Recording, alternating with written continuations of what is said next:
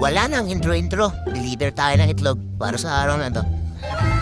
Marami nagtatanong, no? Kung anong ginagawa natin pag wala tayong pasok sa opisina. Yan, ganyan lang. May order tayo ng itlog, 100 trays, para dali natin sa luksuin. Umpisa natin abutin, dali natin sa tricycle.